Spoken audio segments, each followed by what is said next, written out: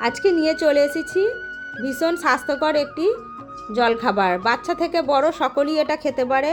এটা স্কুল টিফিনেও তোমরা বাচ্চাদের দিতে পারো কিংবা সকালে জলখাবারেও খেতে পারো। হাতে থাকা সামান্য কিছু উপকরণ দিয়ে এই টিফিন রেসিপিটি বানানো হয়ে যায়।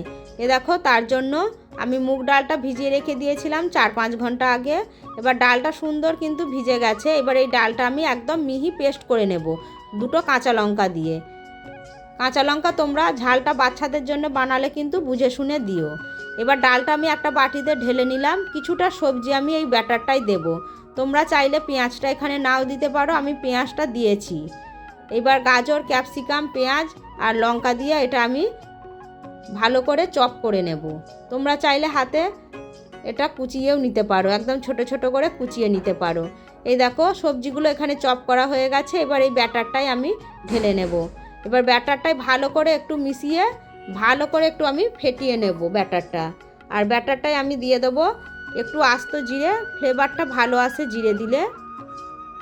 আর দিয়ে দেবো স্বাদ অনুযায়ী নুন আর খুব সামান্য একটু হলুদ গুঁড়ো। ব্যাস, হাতে থাকা মাত্র কিছু এই কটা উপকরণ দিয়ে এই টিফিন রেসিপিটি একদম চট জলদি 10 মিনিটের মধ্যে বানানো হয়ে যায়। এবার আরও ভালো করে একটু সব কিছু মিশিয়ে নিয়ে এদিকে আমি একটা প্যান বসিয়ে দিয়েছি।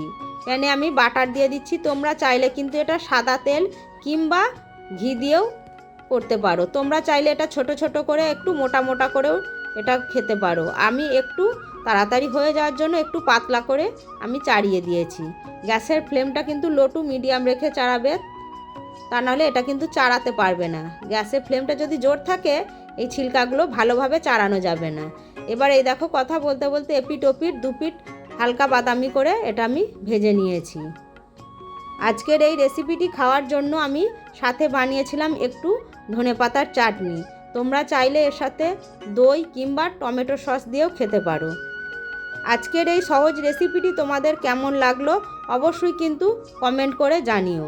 তোমাদের করা একটা লাইক, একটা কমেন্ট নতুন করে ভিডিও বানানোর অনেক উৎসাহ পায়। আর ইউটিউব থেকে যারা দেখছো যারা চ্যানেলটাকে সাবস্ক্রাইব করে দিও। আর ফেসবুক, ইনস্টাগ্রাম থেকে যারা দেখছো চ্যানেলটা আমার ফলো করে আমার পাশে থেকো। আজকের মতো রাখি বন্ধুরা, দেখা হবে পরবর্তী কোনো ভিডিওতে। ততক্ষণে সকলে ভালো থেকো, সাবধানে থেকো আর সুস্থ থেকো।